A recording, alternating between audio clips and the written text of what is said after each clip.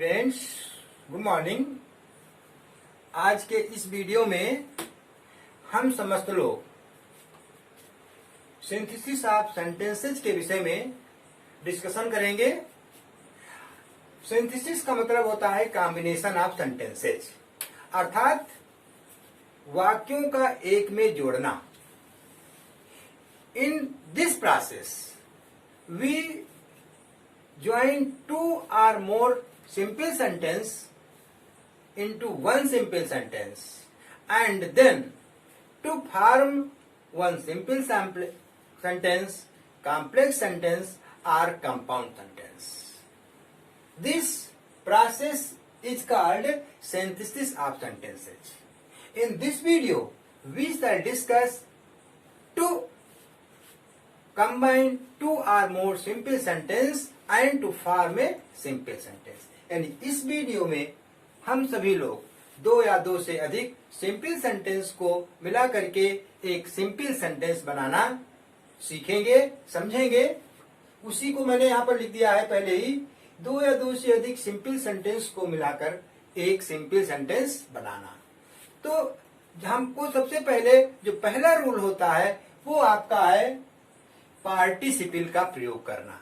अब पार्टिसिपल का प्रयोग करने के पहले हमको समझना है कि पार्टिसिपल किसे कहते हैं, क्योंकि जब हम ये समझ जाएंगे तभी हमारा कार्यक्रम आगे बेहतर बढ़ेगा। तो पार्टिसिपल ऐसे वर्ब्स होती हैं जो किसी भी सेंटेंस में वर्ब अथवा एडजेक्टिव दोनों का कार्य करते हैं। जब दोनों का कार्य कर रहे हो तो उन्हें हम पार्टिसिपल कहते हैं। पार्टिसिपल मुख्य रूप से तीन प्रकार के होते हैं। Number 1 present participle, number 2 past participle और नंबर 3 परफेक्ट पार्टिसिपल। अब जब ये तीन पार्टिसिपल हैं तो सिंथेसिस करते समय भी इसके भी तीन अलग अलग से नियम होते हैं।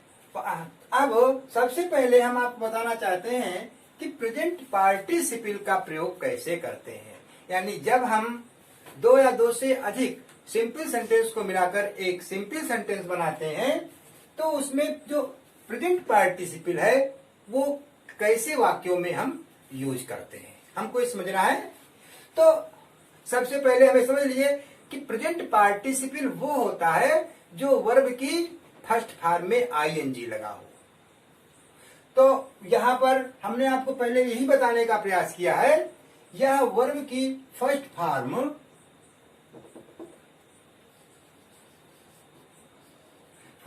में आईएनजी जोड़ने से बनता है।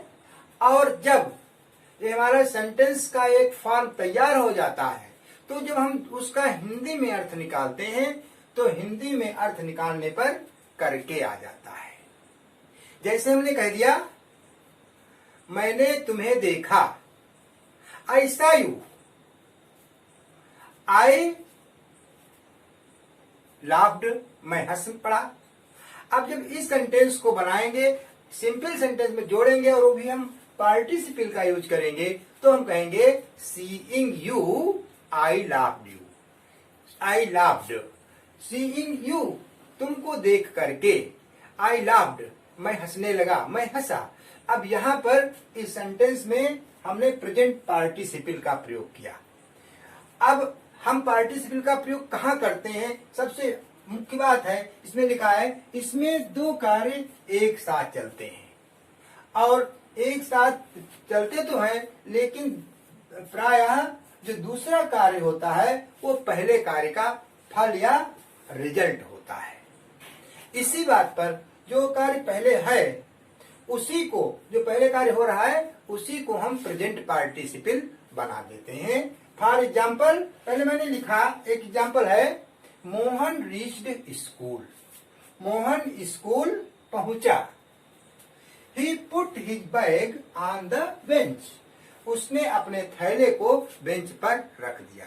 अब जब हम इस सेंटेंस को, दो सेंटेंस हमारे सामने हैं और दोनों को हम एक सिंपल सेंटेंस के रूप में बनाएंगे और पार्टिसिपल का प्रयोग करना चाहेंगे तो इसका अर्थ निकालने पर हम कहेंगे स्कूल पहुंच करके, स्कूल पहुंच करके मोहन ने अपना बैग बेंच पर रख दिया। ये इसका भाव निकलेगा, ये इसका सेंस निकलेगा। तो इस सेंटेंस को बनाने के लिए जब हम सिंथेसिस करेंगे तो हम रीच्ड जो शब्द है ये फाइनाइट वर्ब आपकी हो गई, इसको ही हम पहले पार्टिसिपल बनाएंगे। तो रीच्ड का पहले फर्स्ट फॉर्म देखेंगे, क्योंकि जो पार्टिसिपल, जो प्रेजेंट पार्टिसिपल होता है वो वर्ब की फर्स्ट फॉर्म में आईएनजी लगाकर जुड़ता है। तो यहाँ पर सबसे पहले हम रीच पे की फर्स्ट फॉर्म रीच आती है, तो हम लिखेंगे reaching.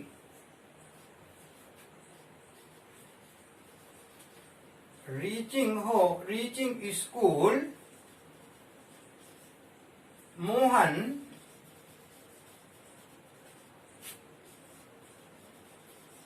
Put his bag on the bench. अर्थात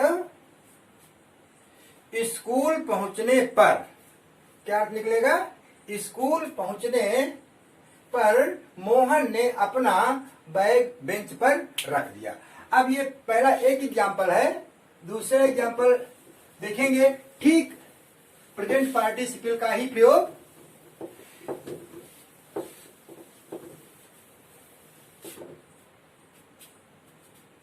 sentence number 2, I was hungry.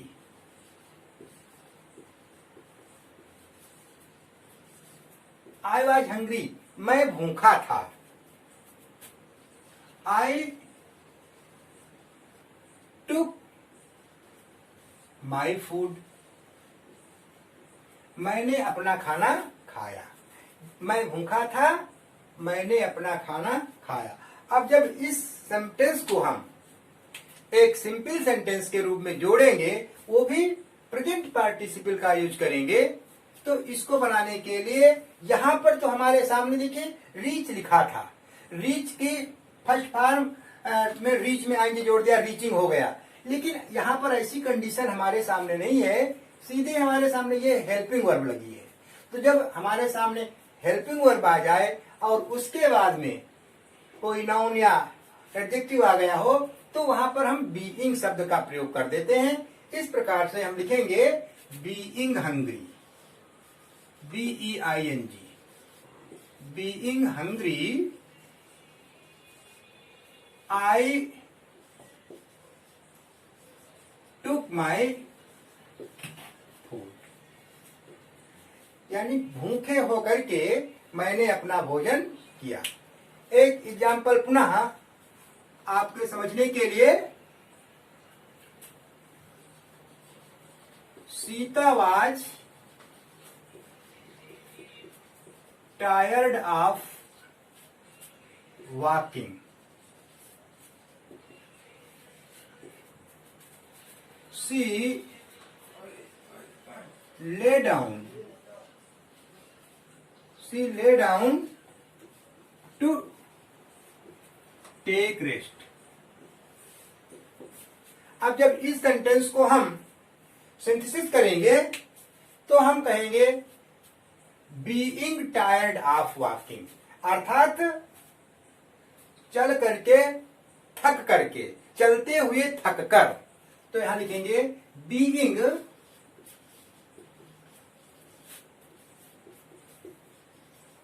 Tired of walking Sita. अब यहां पर हमें ध्यान रहना चाहिए, जो सी प्रोनाउन है जो यहां पर सीता के लिए प्रयोग किया गया है, इसलिए यहां पर दोनों, यहां पर देखिए जो हमारे सब्जेक्ट हैं दोनों के एक हैं, और यहां पर दोनों की जो फाइनाइट वर्ब्स हैं वो अलग अलग हैं। इसलिए हम यहाँ पर मुख्य जो हमारा जो सब्जेक्ट है सीता, वो मैं यहाँ पर लिखूंगा, ना कि सी लिखेंगे। आपको भी ये ध्यान रहना चाहिए कि इस प्रकार की कंडीशन आएगी तो स्वाभाविक है बाद में प्रोनाउन का यूज किया गया होगा पहले वाले नाउन के लिए। तो जब हम यहाँ पर ये स्थिति पैदा हो जाए तो यहाँ पर हमको सीधे सीधे वो पहले नाउन लिख देना चाहिए, ना कि प्रोनाउन। तो इसी प्रकार से being tired of walking Sita lay down to take rest. अब इसके बाद में हमारा ये जो प्रेजेंट पार्टिसिपल का नियम था वो कंप्लीट हुआ। अब पुनः इसके आगे जो दूसरा नियम हमने आपको पहले ही बता दिया है, पास्ट पार्टिसिपल। तो यहां पर हम लिखेंगे यूज ऑफ पास्ट पार्टिसिपल।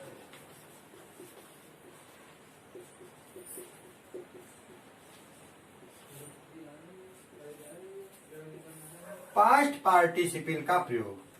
सबसे पहले पुनः हमको समझना है कि पास्ट पार्टिसिपल क्या होता है। तो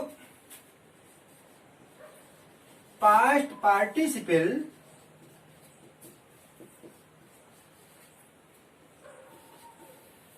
वर्ब की थर्ड फॉर्म होती है। थर्ड फॉर्म होती है या किसी भी सेंटेंस में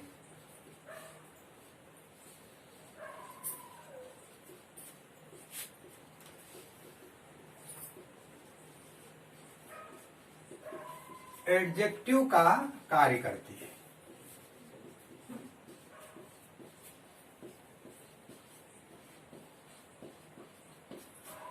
अब इसके बाद में इसके हम एग्जाम्पल्स देखते हैं।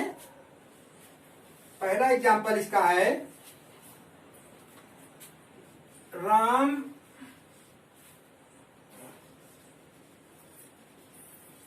Found his pen. राम ने अपना पेन पाया। It was lost. अब सबसे पहले हम इसका अर्थ निकालेंगे, अर्थ क्लियर करेंगे। तो इसका अर्थ है Ram found his pen, Ram ने अपना कलम पाया। इट वॉज लॉस्ट, यह खो गया था। अब जब इस सेंटेंस को हम सिंथेसिस करेंगे और तो इस सेंटेंस में हम देखते हैं एक शब्द है लॉस्ट। लॉस्ट, लॉस्ट की हमारी थर्ड फॉर्म लास्ट होती है। लॉस्ट, लॉस्ट, लॉस्ट, ये फॉर्म चलती है। जब एक में जोड़ेंगे तो हम कहेंगे राम ने अपना खोया हुआ कलम पाया। तो अब जब इसको बनाएंगे तो हम लिखेंगे Ram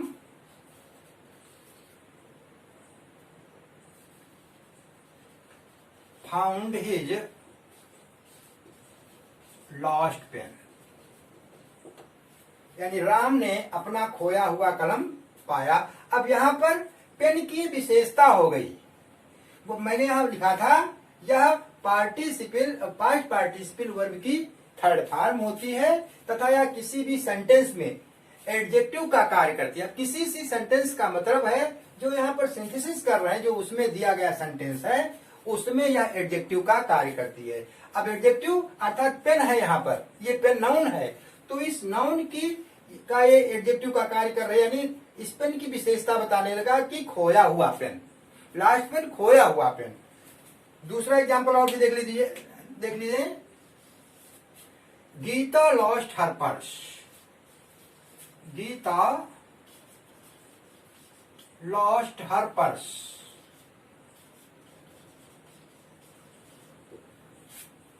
she searched for it. ठीक वैसा ही सेंटेंस है। अब जब इसको भी हम सिंथेसिस करेंगे तो हम कहेंगे, इसका पहले अर्थ क्लियर करेंगे। Gita lost her purse, Gita ने अपना पर्स खो दिया। शी सर्च्ड फॉर इट, उसने इसकी खोज की, उसने इसकी तलाश की। तो जब इसको हम सिंथेसिस करेंगे तो हम कहेंगे गीता ने अपने खोए हुए पर्स की तलाश की। अर्थात Gita searched for her lost purse. अब यहां पर सर्च्ड अब बन गया Gita searched for her last purse, Gita ने अपने खोए हुए पर्स की तलाश की। इस प्रकार से ये हमारा पास्ट पार्टिसिपल का प्रयोग कंप्लीट हुआ। अब पास्ट पार्टिसिपल के बाद में अगला जो सेंटेंस आता है, जो अगला जो रूल आता है वो हमारा है परफेक्ट पार्टिसिपल, अर्थात यूज ऑफ परफेक्ट पार्टिसिपल। हम आपको बताते हैं हमारा जो नेक्स्ट रूल है वो है यूज ऑफ परफेक्ट पार्टिसिपल। अब जब इस रूल की बात करते हैं तो इसमें जो परफेक्ट पार्टिसिपल होता है, परफेक्ट पार्टिसिपल का मतलब है हैविंग के साथ में वर्ब की थर्ड फॉर्म का प्रयोग करना। अर्थात जब परफेक्ट पार्टिसिपल का प्रयोग करते हैं तो इसमें प्रायः एक साथ में दो कार्य होते हैं, लेकिन उसमें भी अंतर होता है। दूसरा कार्य जब पहला कार्य पूर्ण हो जाता है तब उसके बाद में दूसरा कार्य आता है या दूसरा कार्य प्रारंभ होता है। उसी बात को मैंने यहाँ पर लिखा है परफेक्ट पार्टिसिपल में हैविंग के साथ में वर्ब की थर्ड फॉर्म का प्रयोग किया जाता है। यह रूल उस दशा में प्रयोग करते हैं जब एक कार्य पूर्ण रूप से समाप्त हो जाए और उसके बाद दूसरा कार्य किया जाए। इसमें जो क्रिया कार्य को समाप्त होना दिखाती है उसे परफेक्ट पार्टिसिपल में बदलते हैं। सबसे मुख्य बात यहाँ पर क्या है, जो क्रिया जिस आपको मैं अंडरलाइन कर रहा हूं केवल आपको समझाने के लिए कि जो क्रिया कार्य को समाप्त होना दिखाए उसे हम परफेक्ट पार्टिसिपल में बदलते हैं। सबसे मुख्य बात यहाँ पर है, इसी पॉइंट को यहाँ पर नोट करना चाहिए क्योंकि सब कुछ इसी पर ही बेस्ड है। अब इसके आधार पर हम आपको एग्जांपल्स बता रहे हैं। पहला एग्जांपल है Rajni had completed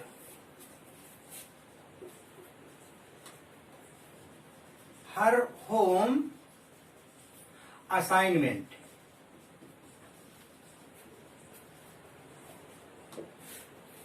full stop.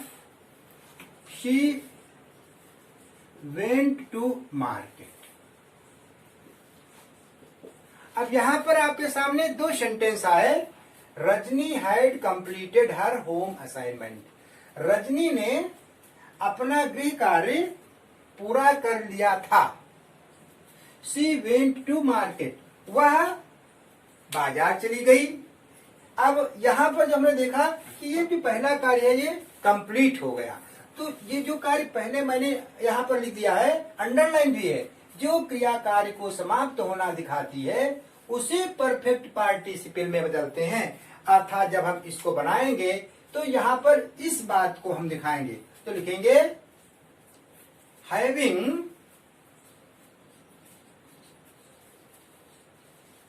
Completed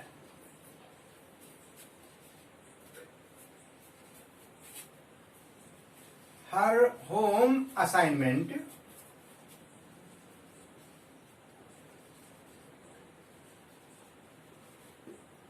अब यहां पर पुनः सी रजनी के लिए यूज किया गया, इसलिए लिखेंगे रजनी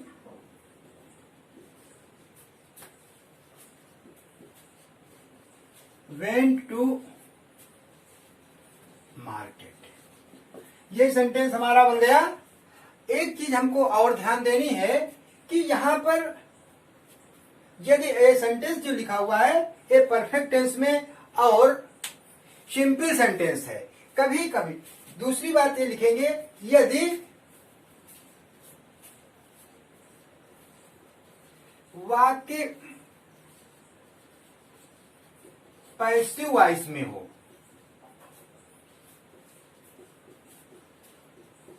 तो हैविंग के साथ बीन जोड़ दिया जाता है।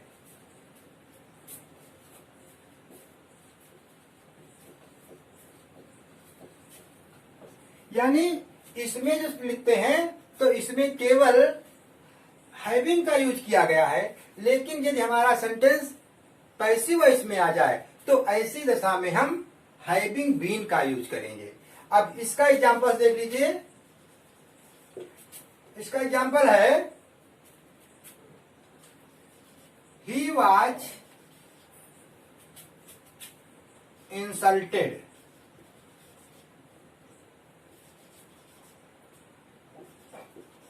by his uncle.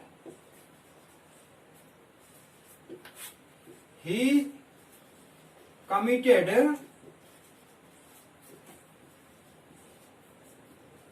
suicide. अब जब यहां पर हम इसका शेष लगाएंगे तो हम कहेंगे he was insulted by his uncle.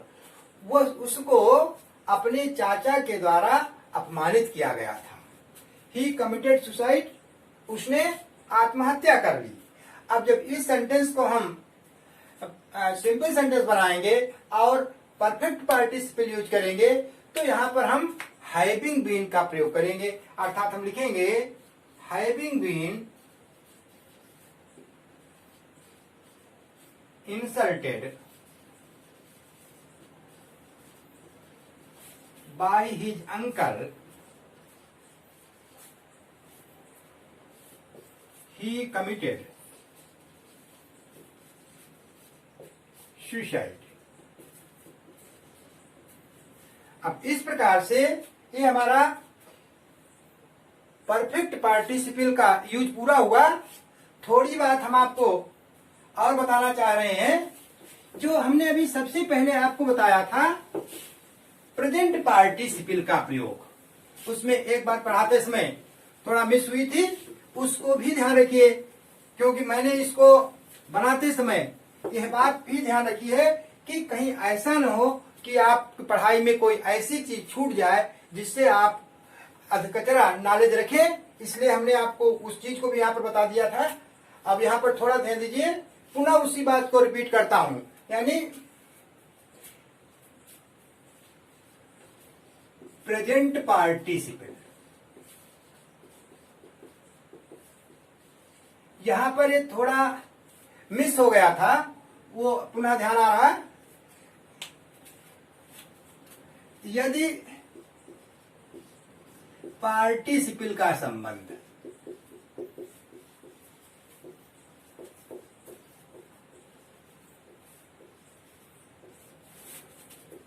उसके ऑब्जेक्ट से आता हो,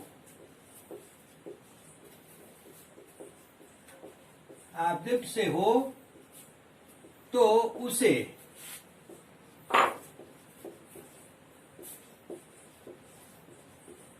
ऑब्जेक्ट के बाद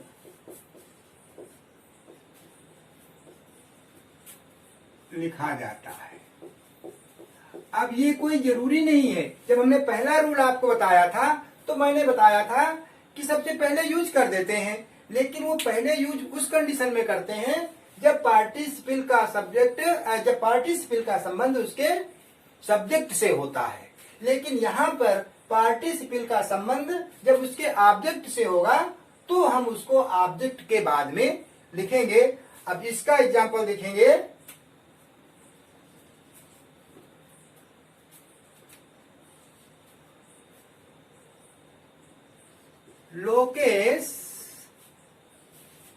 Lokesh came here. He was abusing his neighbor.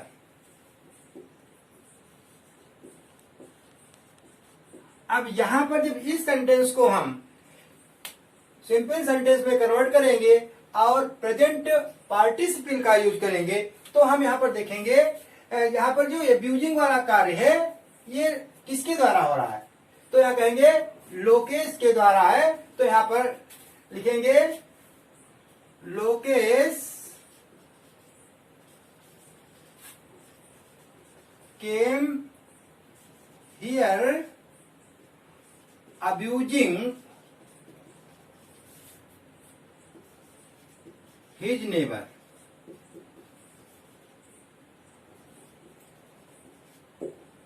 इस प्रकार से ये पार्टिसिपल का जो नियम था, जो रूल था, जिसमें हमने आपको बताना चाहा था कि पार्टिसिपल में प्रेजेंट पार्टिसिपल, पास्ट पार्टिसिपल और परफेक्ट पार्टिसिपल का प्रयोग कैसे करना चाहिए, वो पूर्ण हुआ. अब ये जरूर मैं आपसे अपेक्षा करता हूं कि यदि आपने हमारे इस वीडियो को प्रारंभ से लेकर के अंत तक देखा तो निश्चित रूप से आप इसमें लाभ पाएंगे और आने वाले समय में बेहतर से बेहतर अंक प्राप्त करके अच्छे नंबर पाएंगे, आपको भी प्रसन्नता होगी। आज के लिए इतना ही पर्याप्त है। अगली वीडियो में हम पुनः जो अगला रूल इन्फिनिटिव है और टू यूज इन्फिनिटिव या और इस प्रकार से जितने भी रूल्स हैं वो सभी लेकर के एक एक करके आएंगे, क्योंकि सिंपल बनाने के 8 रूल्स हैं और ये पहला ही रूल है जिसमें काफी टाइम लग गया, इसलिए अगला रूल न बता करके आज इतना ही पर्याप्त है। धन्यवाद।